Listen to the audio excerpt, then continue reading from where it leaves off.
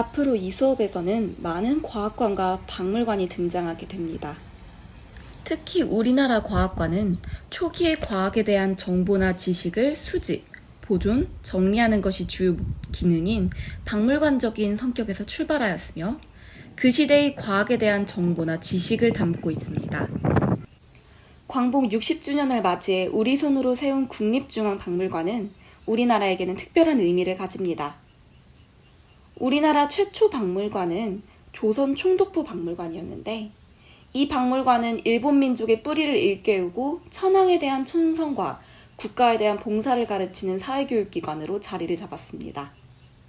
이곳에서 일제는 일본 민족의 우월성을 강조하고 식민지인의 열등함을 보여주기 위해 조선이라는 다른 나라의 민족성을 자기들 마음대로 규정하고 역사와 문화를 상상하고 조작했습니다. 해방 이후 우리 역사학계는 일제의 식민사관을 극복해야 하는 과제를 안게 되었습니다. 그리고 최근에는 일본의 독도 분쟁, 중국의 고구려사 왜곡 등 노골적인 역사 분쟁이 재현되고 있습니다. 이 시점에서 우리 역사와 문화를 바로 세우고 제대로 이해하는 작업이 더욱 중요해졌습니다. 이는 과학사적 관점에서도 적용됩니다. 따라서 우리는 과학관과 박물관으로의 탐방을 통해 우리나라 과학사에 대해 각 기관에서 어떻게 자립적인 과학기술 향상을 나타내고 있는지, 어떤 한국 과학 문화의 독자성을 드러내고 있는지, 그리고 이를 통해 학생들이 가져야 할 올바른 한국 과학사에 대한 시각은 무엇인지에 대해 알아보아야 합니다. 하지만 현재 코로나 사태로 인하여 많은 박물관과 과학관들이 휴관 중인데요. 따라서 우리는 다양한 방법으로 박물관과 과학관을 탐방해 볼 예정입니다. 코로나로 인하여 오프라인 관람이 불가능해지자 현재 많은 과학관과 박물관들에서는 온라인 전시관을 사용하고 있습니다. 온라인 VR 활용 영상은 저작권법에 의하여 최대한 활용을 지향하고 여러분들이 직접 해볼 수 있도록 뒤에 링크를 달아놓도록 하겠습니다. 그렇다면 본격적으로 우리나라의 선사시대부터 역사를 짚어 올라가 보도록 하겠습니다. 선사시대를 위해 찾아가 볼 곳은 바로 경주에 위치한 국립경주박물관입니다. 선사시대는 역사가 있기 이전의 시대라는 뜻으로 문헌 기록이 남아있지 않은 시대를 말합니다. 대략 석기시대, 청동기시대, 초기 철기시대가 이 여기에 해당합니다. 인류는 불과 도구를 사용하기 시작하며 뒤이어 나타난 농사와 정착 생활을 통해 석기에서 청동기로 도구의 발전을 가져오고 국가를 형성하게 되었습니다. 특히 국가를 형성하고 지배자가 생기기 시작하는 청동기 문화의 특징은 굉장히 역사적으로 중요한 역할을 하는데요.